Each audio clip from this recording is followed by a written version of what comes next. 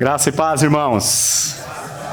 Que delícia estar aqui com os irmãos. Geralmente o pregador começa, você presta atenção, geralmente o cara pega o microfone e fala assim, é uma alegria estar aqui. Né? Mas para mim, irmãos, é uma alegria. É de fato uma alegria, porque todas as vezes que isso acontece, nós não só eu, todos nós estamos presenciando um milagre de Deus.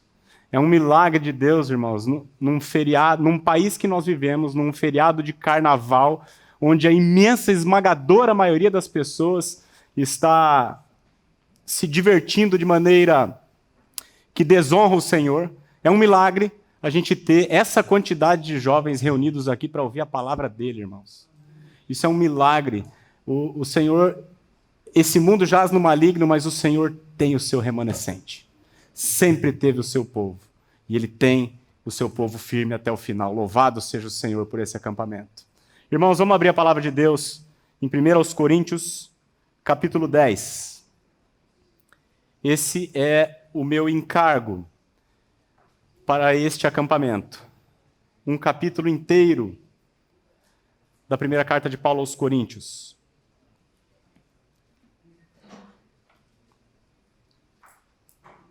Irmãos, vamos contextualizar o que a gente vai estar estudando aqui. O capítulo 10 é uma resposta de Paulo à pergunta que os coríntios tinham feito. A igreja de Corinto foi plantada por Paulo, Paulo ficou lá 1 ano e meio e foi embora. E essa igreja prosseguiu. Esses irmãos viviam numa cultura, irmãos, que nós precisamos entender. Eles viviam numa cultura idólatra, onde era muito comum, mas muito comum mesmo, carne sacrificada a ídolos. A imensa maioria da carne que era vendida tanto no mercado eram carne de animais que eram sacrificados a ídolos. E os coríntios que haviam sido salvos pelo evangelho tinham uma dúvida. Eu posso ou não posso comer essa carne? É pecado, não é? Posso, não posso? E eles mandaram essa pergunta para o Paulo. E o Paulo responde essa pergunta. Ele responde muitas outras, mas essa é uma pergunta que ele responde em específico. E os capítulos 8, 9 e 10 dessa carta é uma resposta de Paulo a essa pergunta dos coríntios. Posso comer carne sacrificada a ídolos? E aí você vai me perguntar assim, e o que eu tenho a ver com isso? Aqui em Londrina não vende carne sacrificada a ídolo. Aqui não tem templo pagão, idólatra. Você vai ver, meus irmãos, que à medida que nós fomos caminhando nesse texto aqui, o assunto que aparece num primeiro momento, o assunto que nós enxergamos a priori, é a carne sacrificada a ídolos. Mas a questão que está por trás, irmãos, a questão espiritual é a questão da liberdade cristã. É disso que nós vamos tratar nesse assunto aqui. Então nós vamos ao longo do final de semana, falar de idolatria, porque é a pergunta que está vinculada aqui. Mas nós vamos estar falando principalmente, irmãos, da liberdade cristã. Está totalmente interligado uma coisa com a outra. Tá? O cristão é livre, como o Zé falou. O cristão é livre, de fato livre. Mas a liberdade cristã, irmãos, ela pressupõe responsabilidade. O mau uso da liberdade traz sérios prejuízos para nós. Os coríntios estavam fazendo mau uso dessa liberdade, e o propósito de Paulo, ao escrever essa epístola, e principalmente essa seção, era ensinar a igreja a como usar a liberdade que lhe foi dada por Jesus. O texto é longo, são 33 versículos, e mais o versículo 1 do capítulo 11, que é a mesma seção.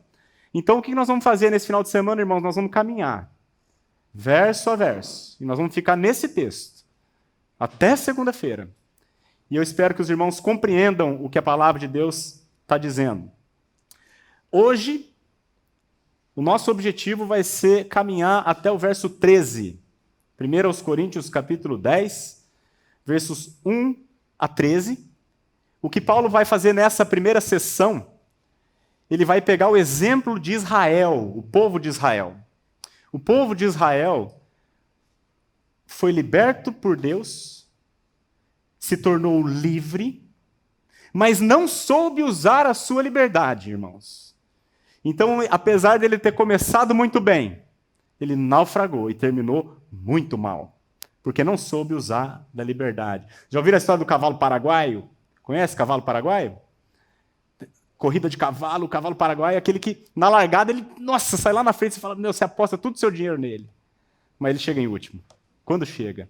É o cavalo paraguaio que nós vamos ler aqui hoje, o exemplo de Israel. Começou muito bem. Muita bênção, irmão. Muita graça de Deus. Mas caiu no caminho e ficou por terra.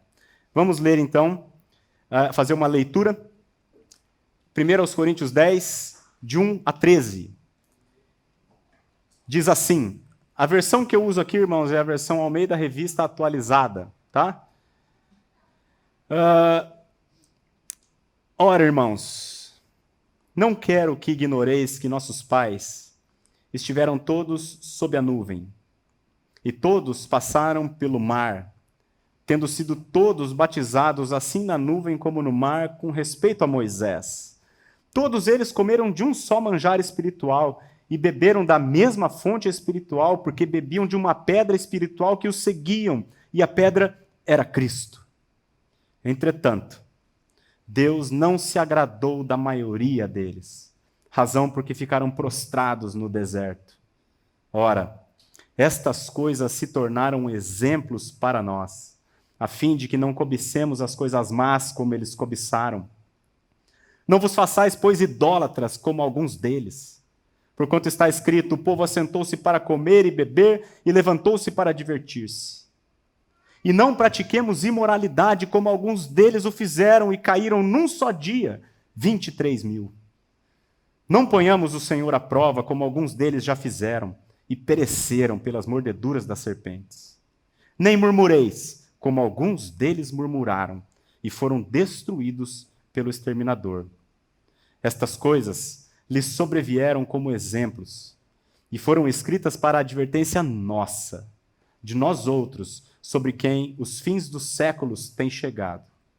Aquele, pois, que pensa estar em pé, veja que não caia.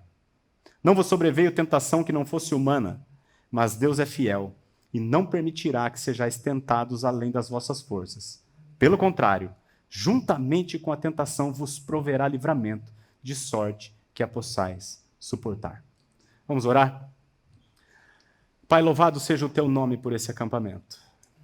Obrigado pela liderança que o Senhor levantou, que tem trabalhado há tanto tempo para preparar isso aqui tudo, Senhor. Obrigado também por cada acampante que o Senhor trouxe até aqui. Obrigado por esse milagre, Senhor, de manter um povo neste mundo perverso, que ainda, Senhor, tem desejo de te conhecer, aprender de ti e louvar o teu nome, viver para a glória do Senhor. O Senhor é bom demais conosco, Senhor, e nós te agradecemos pela tua bondade. Pedimos que esse tempo que teremos aqui seja um tempo proveitoso, um tempo onde o Senhor, pelo teu Espírito, nos ensine, trabalhe nas nossas vidas, nos edifique para a glória do Senhor mesmo que nós te pedimos. Em nome de Jesus. Amém. Irmãos, deixa eu fazer uma pergunta. Quem aqui já leu o livro de Êxodo? Levanta a mão, por favor. Igreja instruída, hein, irmãos? Que bênção, graças a Deus. Considerando que alguns não leram, eu vou dar um breve resumo aqui, irmãos, sobre o Êxodo. O Êxodo é o segundo livro da Bíblia e ele conta a seguinte história. O povo de Deus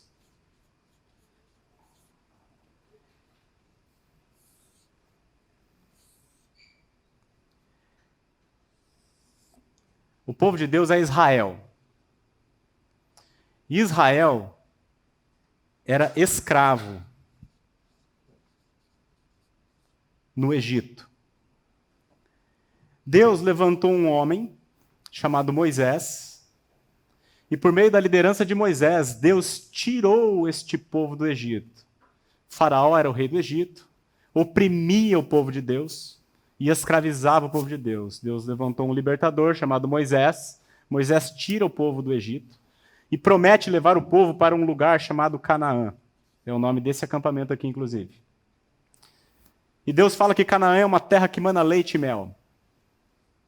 Só que, irmãos, Deus não pega o povo e leva de avião para Canaã.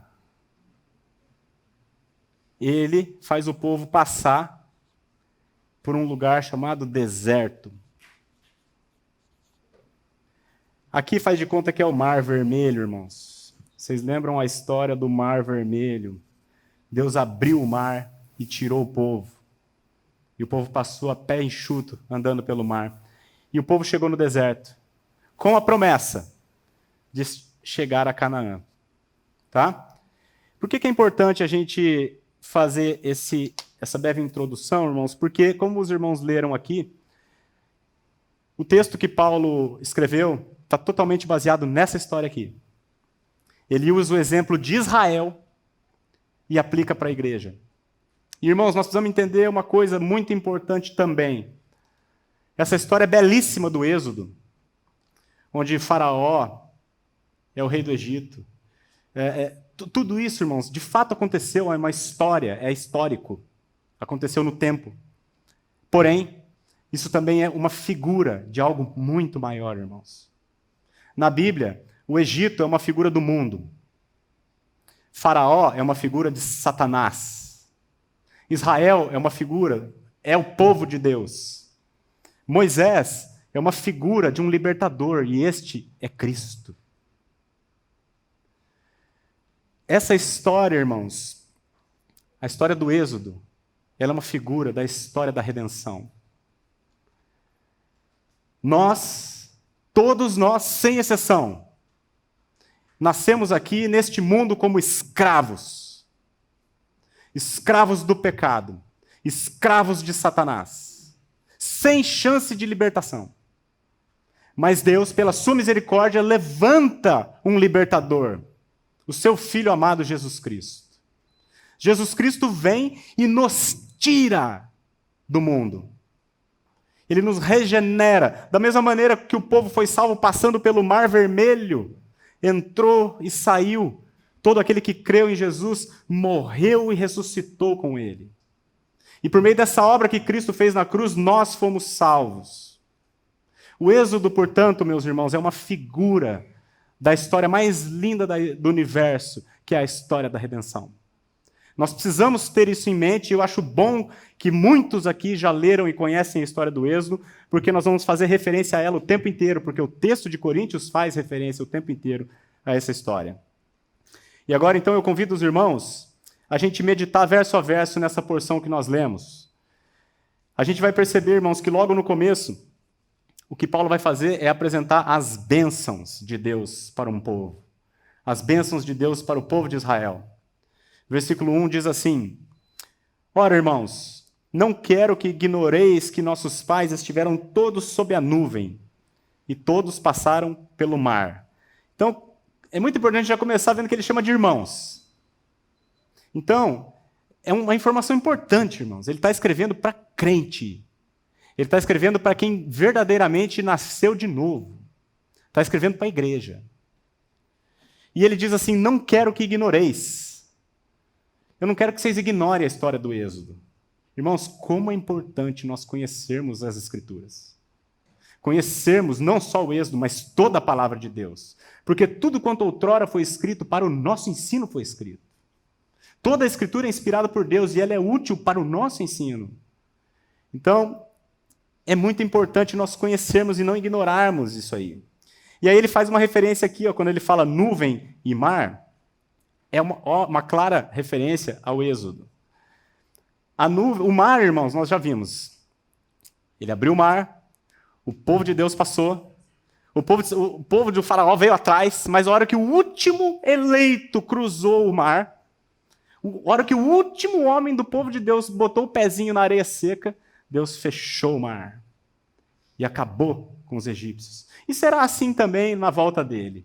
A hora que o último eleito crê, meus irmãos, ele vai fechar o mar e vai afogar todo o resto.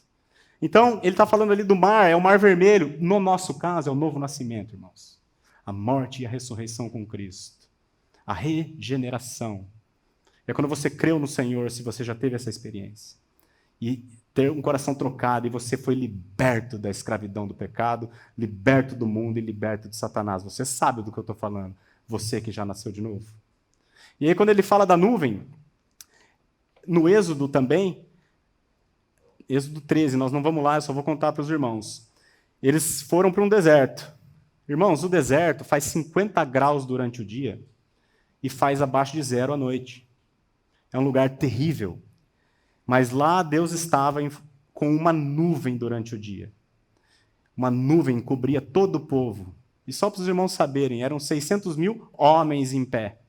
Se você botar as mulheres e botar 3 filhos por casal aí, que era muito mais na época, mas bota 3 filhos, são 3 milhões de pessoas, irmãos.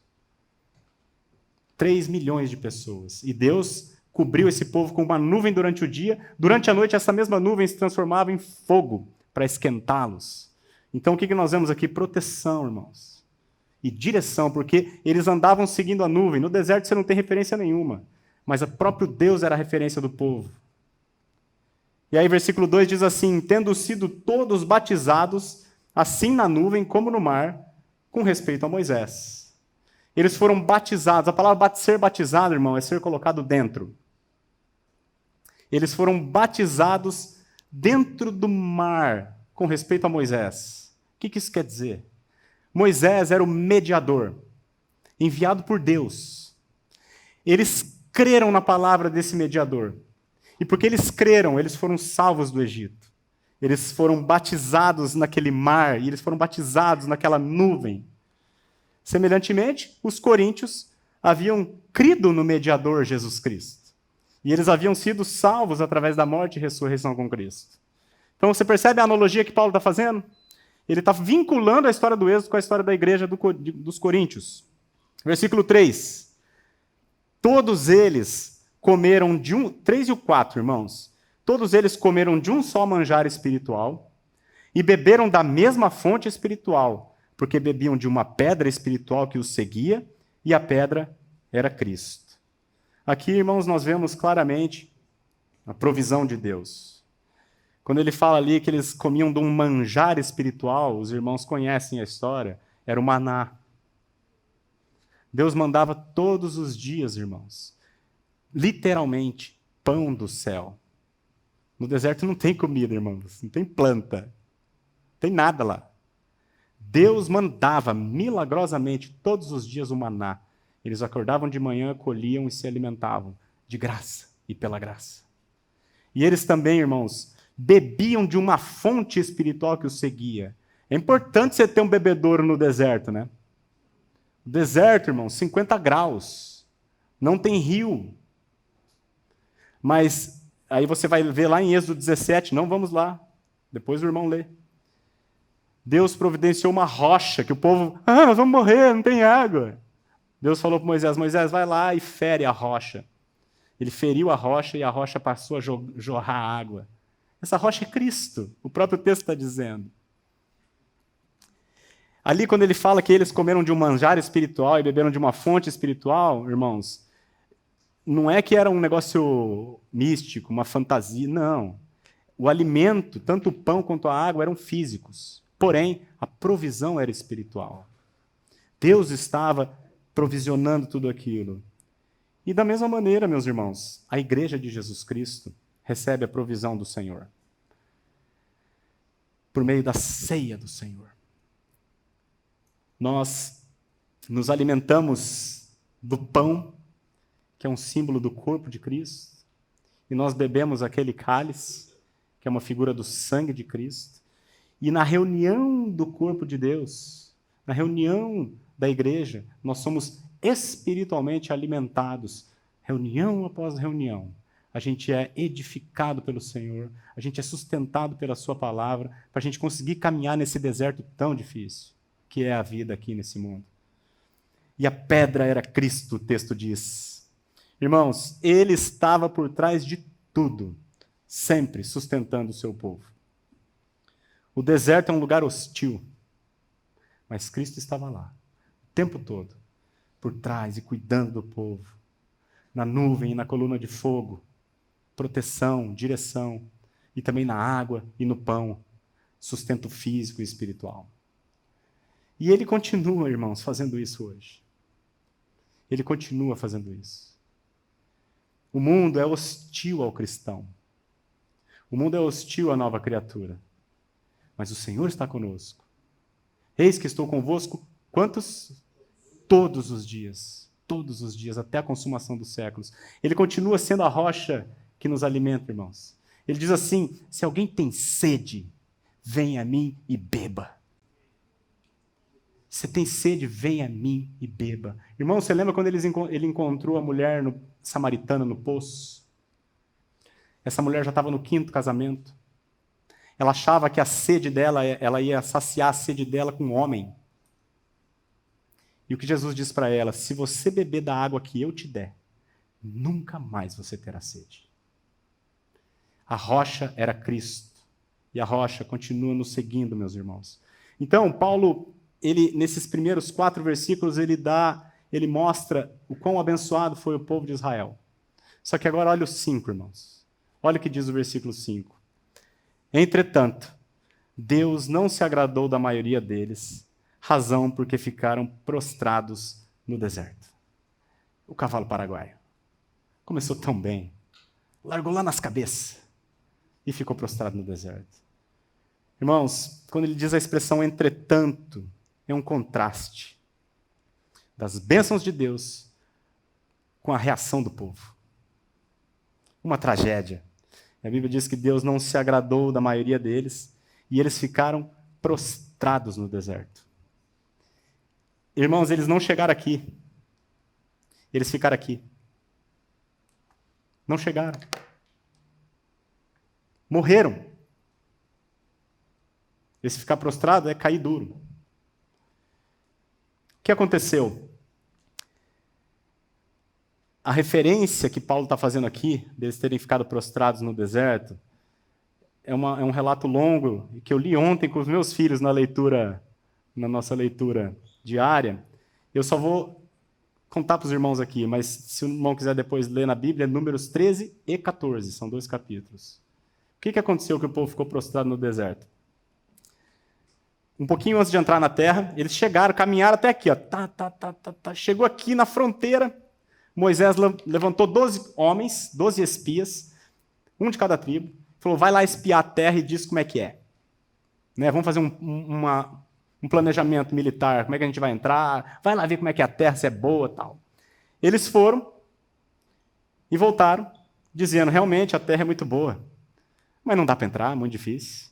Tem fortaleza, tem os inimigos, os caras são gigantes, é exército, sem chance. Não obstante, irmãos, tudo que Deus tinha feito. Eles saíram do Egito. Saíram do Egito. O mar abriu, literalmente, irmão. Eles passaram pelo mar literalmente aberto. Eles viam literalmente, irmãos, todos os dias o pão cair do céu, literalmente. Mas eles chegaram lá na terra e falaram: não dá para entrar. Eles não creram, irmãos.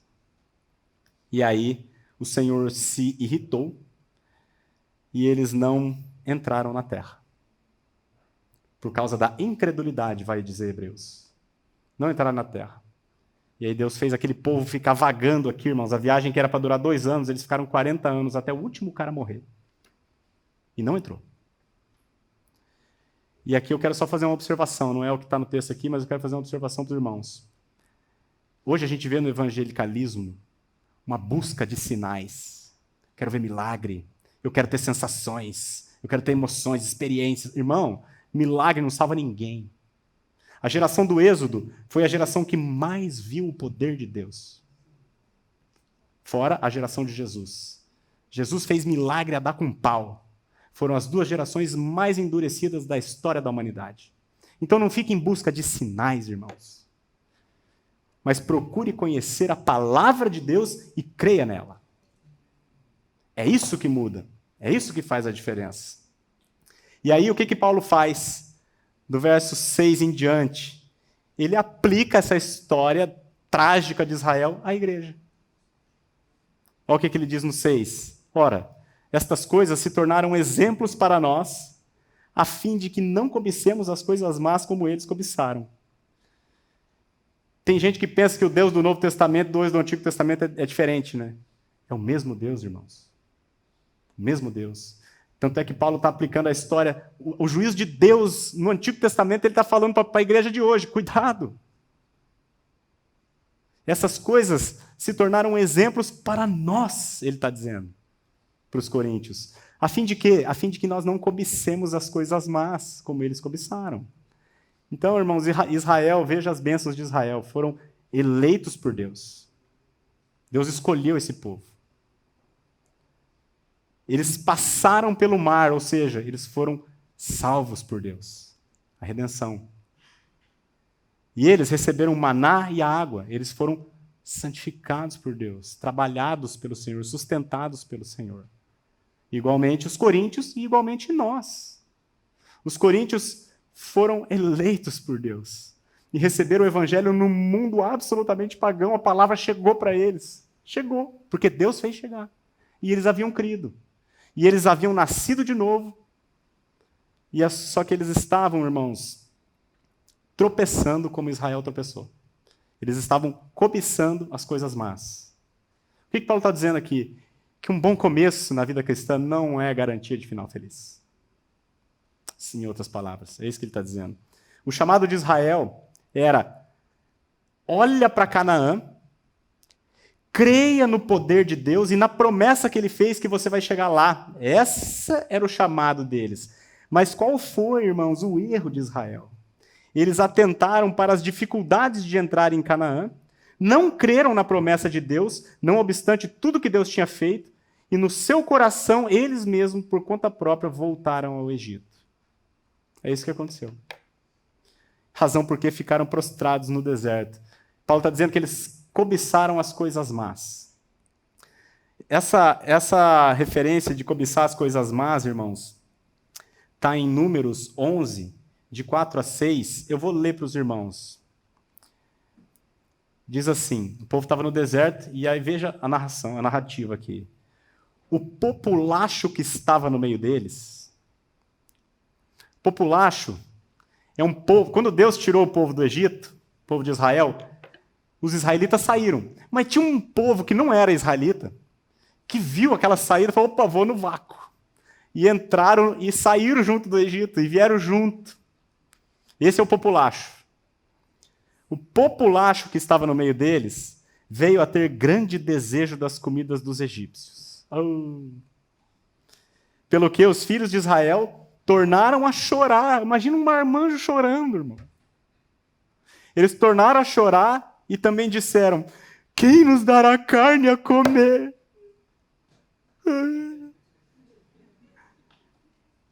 Olha o que eles dizem ainda no 5. Lembramos dos peixes que no Egito comíamos de graça. De graça, irmãos? Eles eram escravos. Não tinha nada de graça lá. Eles eram escravos. Mas eles estão chorando aqui. A gente lembra do peixe que a gente comia no Egito de graça. Aí diz, do pepino, dos melões, os alhos, alho silvestre, cebola. Agora, porém, olha o que eles falaram, irmãos. Verso 6. Agora, porém, seca-se a nossa alma e nenhuma coisa vemos senão este maná.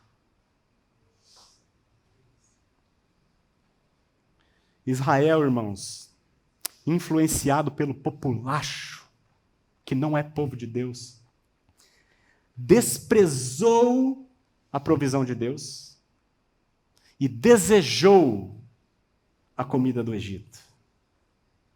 Os irmãos entendem? E eu te pergunto, quem tem influenciado a tua vontade? É o populacho? Ou é a palavra de Deus? Irmãos, quem são os teus amigos? Quem são os teus influenciadores? Quem está formando a tua mente? E aí, irmãos, a narrativa vai dizer...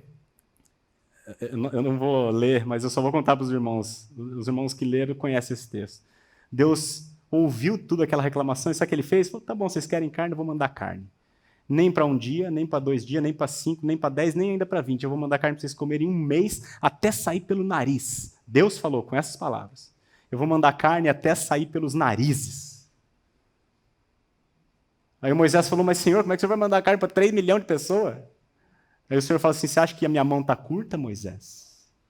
E Deus mandou, irmãos, carne para 30 dias, para 3 milhões de pessoas comer durante 30 dias, no mínimo. Ele mandou. Depois o irmão lê lá. Em volta do arraial, ficou 2 côvados de altura, um côvado do cotovelo até a ponta da mão. 2 côvados de altura, isso aqui, ó, de codorna. E aí você, da última barraca do arraial, você andava, acho que, não sei quantos dias, um dia inteiro caminhando. Para todos os lados. Meu, era codorna, todas as codornas da galáxia estavam lá. Tinha codorna, mano. E aí o texto vai dizer, irmãos, que a carne ainda estava no meio dos dentes. Eles não chegaram a morder e a praga os feriu. Deus matou uma galera. O que a gente entende dessa passagem, irmãos? Que a natureza da nova criatura é incompatível com a comida do Egito, irmãos. Você repara que no texto fala de peixe, de alho, de cebola, é só coisa fedida. E a gente percebe também nesse texto que muitas vezes o Senhor não dá aquilo que a gente pede, graças a Deus por isso. Mas tem vezes que Ele dá um monte para você ter overdose daquilo, para você aprender pela dor. Então, é isso que aconteceu. O que significa cobiçar as coisas más, irmãos? É não conseguir se satisfazer com a provisão de Deus e buscar a satisfação na provisão do Egito. Tá claro?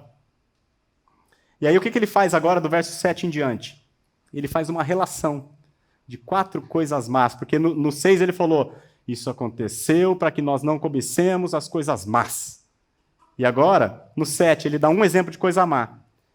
Não vos façais, pois, idólatras. Porquanto está escrito, o povo assentou-se para comer e beber e levantou-se para divertir-se. A primeira coisa má que ele relaciona aqui, idolatria. E a referência aqui, irmãos, é o texto que está em Êxodo 32, nós também não vamos lá porque não temos tempo. É o episódio do bezerro de ouro, bem conhecido de todos nós.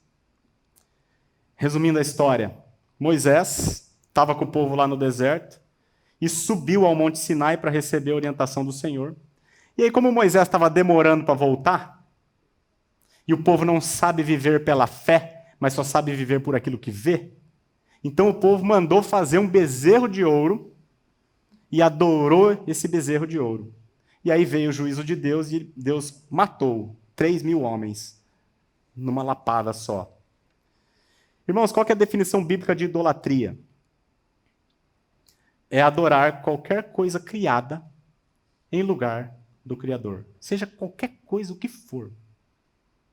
É quando você, no seu coração, irmão, coloca qualquer outra coisa, achando que essa coisa ou pessoa vai satisfazer o teu desejo, que somente aquele que te criou pode satisfazer. Isso é idolatria. Nós não vamos mergulhar nisso aqui hoje, porque quando a gente chegar no verso 14, a gente vai falar só sobre idolatria. Mas, resumidamente, é isso, é adorar a criatura no lugar do Criador. É colocar sua expectativa de satisfação em algo que Deus criou e não nele mesmo. É isso que eles fizeram lá. E aí eu chamo a sua atenção, irmãos, que ele está falando de idolatria, mas a gente passa despercebido, mas olha o que diz o versículo 7, assim, ó. Não vos façais idólatras, como alguns deles, certo? Porquanto está escrito. Aí deveria estar escrito assim, o povo se assentou para orar, para adorar, e levantou para louvar o bezerro. Mas não. Olha o que está escrito ali. Porquanto está escrito, o povo assentou-se para quê? Comer, beber e divertir-se. Comida, bebida e diversão como uma manifestação da idolatria. Isso é sério.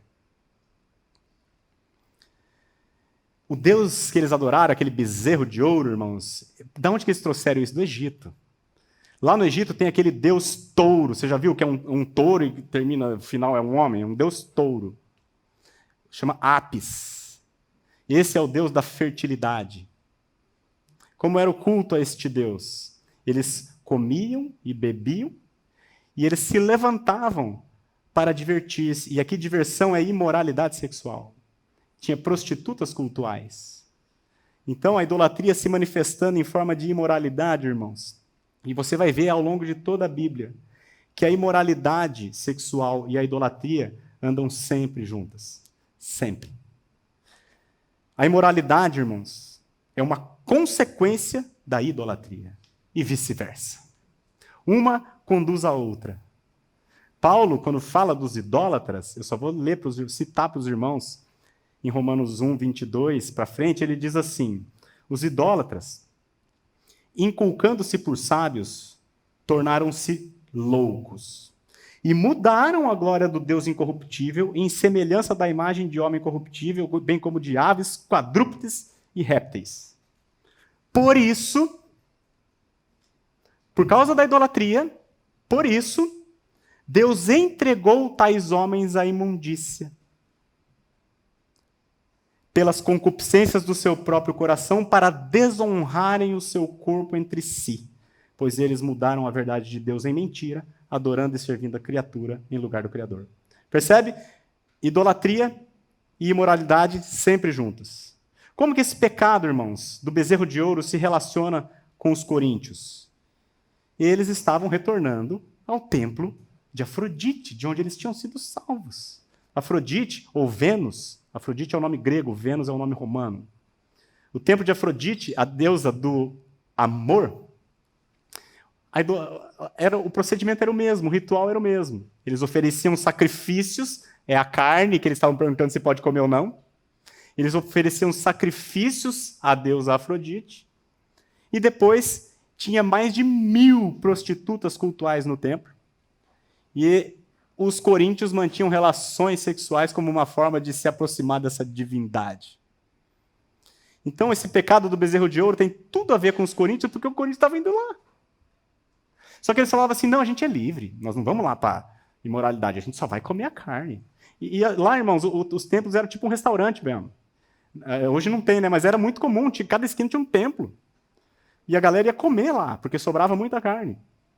E os coríntios estavam indo lá só para comer a carne. Ou seja, eles estavam abusando da liberdade que eles tinham, expondo-se ao risco de idolatria e imoralidade. E, portanto, Paulo está orientando eles aqui. E por que os coríntios faziam isso? Ué, porque todo mundo fazia. Ué, todo mundo vai lá. Normal. Como é que esse pecado se relaciona conosco, irmãos? Nós também temos a tendência de usar a nossa liberdade para frequentar lugares que não convêm. Há certos hábitos, irmãos, que nós relutamos em largar, mas nós precisamos mudar, porque a nossa natureza mudou. Certos locais, para nós, não compensa frequentar. E aqui, local, eu digo, inclusive, local virtual, tá, irmãos? Os irmãos sabem o que eu estou falando. Certas amizades, irmãos, para nós não convém. Não compensa você andar com populacho. Certos tipos de entretenimento, irmãos, para nós não convém. Filme, sei lá, música, determinados livros, séries. Tem algumas coisas que não convêm, irmãos. Ah, mas todo mundo vê. A minha mãe falava assim, mas você não é todo mundo. Mãe, todo mundo vai. Você não é todo mundo. Você não é todo mundo. Jesus não morreu por todo mundo. Jesus morreu por você. Jesus morreu por você. Não morreu para o resto do mundo. O resto do mundo não foi regenerado, você foi. E aí ele diz no 8: não pratiquemos imoralidade como alguns deles o fizeram e caíram num só dia 23.000. Imoralidade sexual. Segunda coisa má que ele relaciona aqui. Esse caso aqui, irmãos, está relatado em Números 25, também não vamos ler, porque não dá tempo, mas eu vou só contar para os irmãos. O povo de Deus, no deserto, encontrou um povo chamado Moabita. E os homens se prostituíram com as Moabitas. Escolheram as melhores, as mais bonitas, e foram para a farra. E as Moabitas perverteram o coração dos homens para adorar os deuses delas. E Deus trouxe o juízo, matando 23.000 homens naquele dia. Está escrito aqui, 23.000. Mais uma vez, imoralidade e idolatria sempre estão juntos. Idolatria, irmãos, é o cabeça dos pecados do coração. E a imoralidade sexual é o cabeça dos pecados da carne. Um sempre é consequência do outro e vice-versa.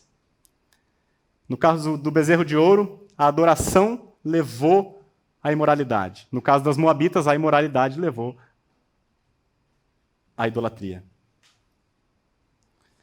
Os irmãos lembram do exemplo de Salomão.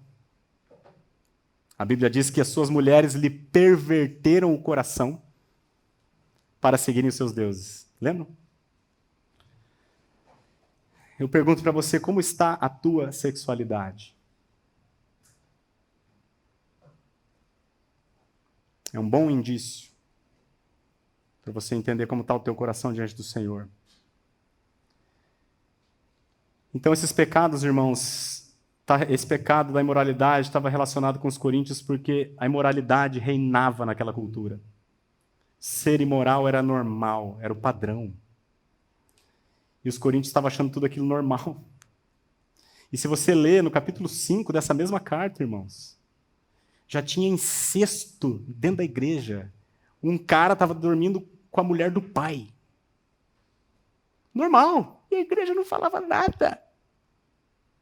E como é que esse pecado, irmão, se relaciona conosco?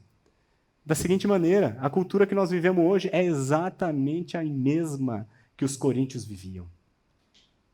A imoralidade é absolutamente o padrão da nossa cultura. Pegar todo mundo é virtude. Fornicação, normal. Casamento é para tonto. Casar para quê, velho? Irmãos, eu só quero fazer aqui uma ressalva importante. Deus não é contra o prazer. Muito pelo contrário, irmãos. Deus é um Deus de deleites. Aliás, o sexo foi inventado por Ele. Ele criou para o nosso aprazimento. Mas precisa ser vivido, irmãos, de acordo com os padrões que Ele estipulou. O sexo é entre um homem e uma mulher dentro do casamento. Nesses padrões, irmãos, o sexo é Canaã, terra que mana leite e mel. Fora desses padrões, é comida fedida do Egito. Não vai te alimentar. Não vai te satisfazer. Muito pelo contrário, vai te fazer ficar prostrado no deserto. Versículo 9. Não ponhamos o Senhor à prova como alguns deles já fizeram e pereceram pelas mordeduras das serpentes. Eles colocaram o Senhor à prova, irmãos. Eles tentaram a Deus. Eles desafiaram a Deus. E essa passagem, essa referência que Paulo está fazendo, é a Números 21, versículo 4 em diante, que diz assim, eu vou ler o pecado do povo para os irmãos. Meus irmãos, é inacreditável esse povo de Deus. É inacreditável o que os caras têm a manha de fazer. E lembre-se, esses caras somos nós. Porque tudo quanto outrora foi escrito para o nosso ensino foi escrito. Porque nós somos esse povo. Olha só, Números 21, do 4 para frente, olha o pecado do povo. Então partiram do Monte Or pelo caminho do Mar Vermelho, a rodear a terra de Edom. Porém, o povo se tornou impaciente no caminho. Assim nós somos, impacientes. E o povo falou contra Deus e contra Moisés. Olha o que eles falaram. Por que nos fizeste subir do Egito para que morramos nesse deserto onde não há pão nem água? E a conclusão deles. E a nossa alma tem fastio deste pão vil. Mas Deus é paciente demais, né, irmãos? O que é colocar o Senhor à prova, irmãos? É a impaciência na caminhada no deserto. É o menosprezo pela salvação. Por que o Senhor tirou a gente do Egito? Estava bom lá.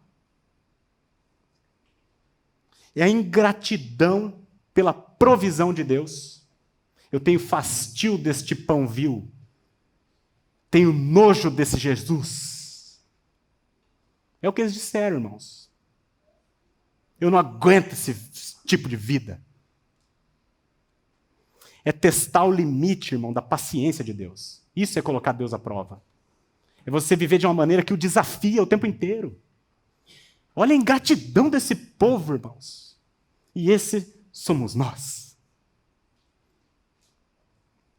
E aí, versículo 6 traz o juízo de Deus. Então o Senhor mandou entre o povo serpentes abrasadoras que mordiam o povo e morreram muitos do povo de Israel. Juízo. Os meus filhos, irmãos, tem poucos aqui que são pai, né? Os meus filhos, eu amo eles demais, mas eles sempre tentam um passinho a mais. Eles vão tentando, até onde que dá para ir. Chega uma hora, irmãos, que por amor eu preciso corrigir. E Deus é assim conosco. O juízo de Deus, irmãos, serpentes abrasadoras que mataram os homens. O juízo de Deus é severo. É severo. Porém, é justo, é merecido, e não apenas isso, é amoroso e visa o bem. Porque Ele é um pai que disciplina os seus filhos. Ele não é um pai que se vinga de nós. Ele não é um pai que bate por bater. Ele nos corrige por amor. E olha o resultado. Arrependimento, misericórdia e restauração. No mesmo texto. Veio o povo a Moisés e disse: havemos pecado, arrependimento. Havemos pecado porque temos falado contra o Senhor e contra ti. Ora ao Senhor que tire de nós as serpentes. Então Moisés orou pelo povo. Disse o Senhor a Moisés: faze uma serpente abrasadora, põe sobre uma haste, e será que todo aquele que for mordido e mirar a serpente viverá. Fez Moisés uma serpente de bronze e a pôs sobre uma haste. Sendo alguém mordido por alguma serpente, se olhava para a de bronze, sarava. Irmãos, ele não retirou as serpentes. Perceba. O povo se arrependeu, Deus falou, tá bom. Ele não tirou as serpentes, mas ele providenciou a cura. O veneno da serpente, irmãos, é o pecado. Todos nós aqui, sem exceção, nascemos com este veneno correndo nas nossas veias. Esse veneno, irmãos, ele é mortal. E não há como o homem se salvar por conta própria. Mas em Cristo, Deus providenciou a cura. Quando Jesus estava conversando com Nicodemos, ele cita essa passagem, dizendo assim: do modo porque Moisés levantou a serpente no deserto, assim importa que o Filho do Homem seja levantado naquela cruz, para que todo aquele que nele crê tenha vida eterna. Tira os olhos do teu pecado, irmão, e olha para Jesus. Sabe qual que é a figura do israelita no deserto? Sabe o que é esse cara, o israelita que saiu daqui e agora está no deserto? É o crente que foi salvo, mas não consegue se deleitar nas coisas do Senhor. Há certos hábitos do Egito, irmãos, que nós relutamos em largar. E o deserto mostra isso. A caminhada no deserto mostra quem nós somos por dentro, irmãos.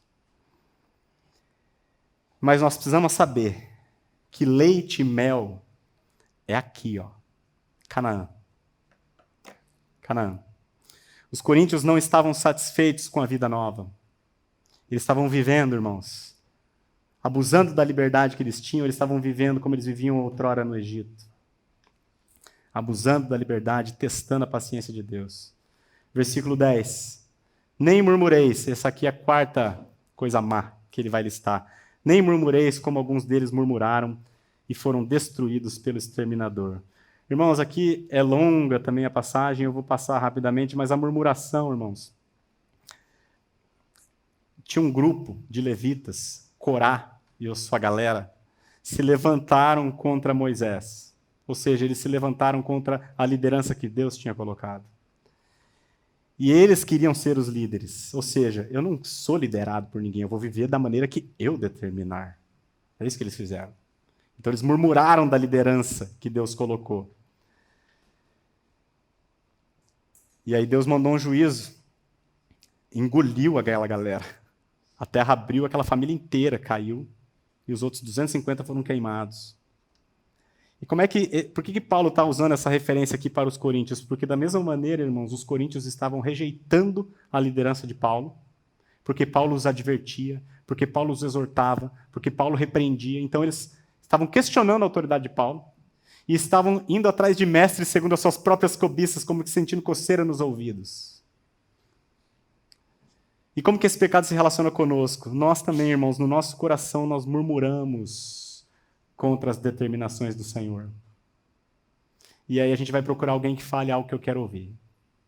É ou não é? Você chega um irmão que te chama atenção, ou em amor, te traz a verdade, você... vou ouvir outro. E aí, irmãos, versículo 11. Estas coisas lhe sobrevieram como exemplos e foram escritas para advertência nossa, de nós outros, sobre quem os fins dos séculos têm chegado. Os fins dos séculos, meus irmãos, se já tinha chegado para eles, imagina para nós. Não é? Esses exemplos foram escritos para advertência nossa, a igreja. Israel serviu de exemplo para os coríntios, Israel serve de exemplo para nós, e os próprios coríntios servem de exemplo para nós. Se você reparar nesse texto que está na sua frente, irmãos, tem algumas palavras-chave. Todos, por exemplo. No versículo 1, todos estavam sob a nuvem e todos passaram pelo mar. No versículo 2, todos foram batizados, tanto na nuvem como no mar. Versículo 3, todos comeram do maná. Versículo 4, todos beberam água da rocha. Todos. E aí no 5 ele diz, Deus não se agradou da maioria.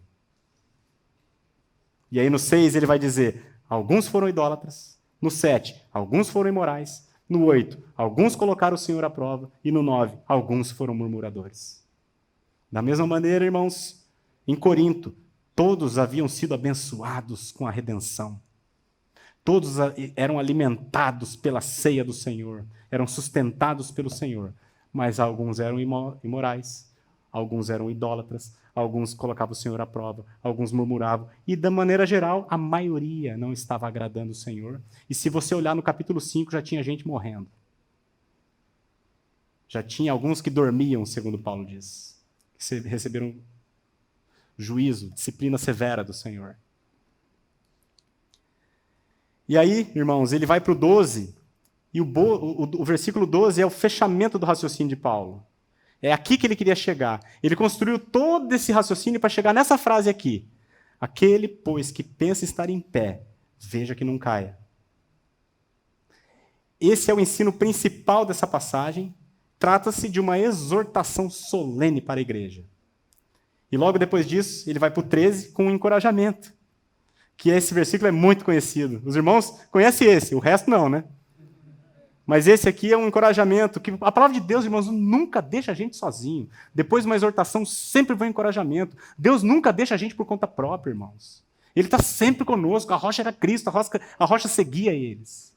Ele diz no 13, não vos sobreveio tentação que não fosse humana, mas Deus é fiel e não permitirá que sejais tentados além das vossas forças. Pelo contrário, juntamente com a tentação, vos proverá livramento, de sorte que a possais suportar. Irmãos, o 12 e o 13, como são o cerne da perícope, desse parágrafo, nós vamos amanhã pela manhã estudar esses dois versículos. Mas o irmão já entendeu o que Paulo quis dizer aqui. Amanhã a gente só aprofunda, tá? Então, só vamos fechar o que nós vimos hoje, nessa primeira exposição. Nós vimos, irmãos, que a caminhada cristã, ou na caminhada cristã, um bom começo não é garantia de final feliz. A vida cristã começa com Deus nos dando liberdade. Nós somos libertos. Porém, o mau uso dessa liberdade traz sérios problemas para nós e nos deixa prostrados no deserto. Tendo a promessa de Canaã, a gente cai no deserto. Outra coisa que nós vimos hoje, irmãos, a vida cristã não é um mar de rosas. A gente não vai de avião do Egito para Canaã. A gente vai andando pelo deserto. O deserto é um lugar hostil, difícil. Assim é o mundo para nós, os crentes. Um lugar difícil, complicado, irmãos. hostil. Porém, ele é necessário. Se ele não fosse necessário, a gente ia de avião. Mas porque ele é necessário, Deus nos leva pelo deserto. É Ele que nos conduz por lá. Porque o deserto, irmãos, a função do deserto é mostrar o que está dentro do nosso coração. Nós saímos do Egito, mas o Egito não saiu de nós. E o deserto mostra isso. E aí, para a gente fechar, quais são as recomendações para a nossa peregrinação? Porque nós somos peregrinos. O deserto não é a nossa habitação, irmãos. Nós não vamos morar aqui no deserto. Eu não quero morar no deserto. E também não quero cair prostrado. Quero chegar em Canaã.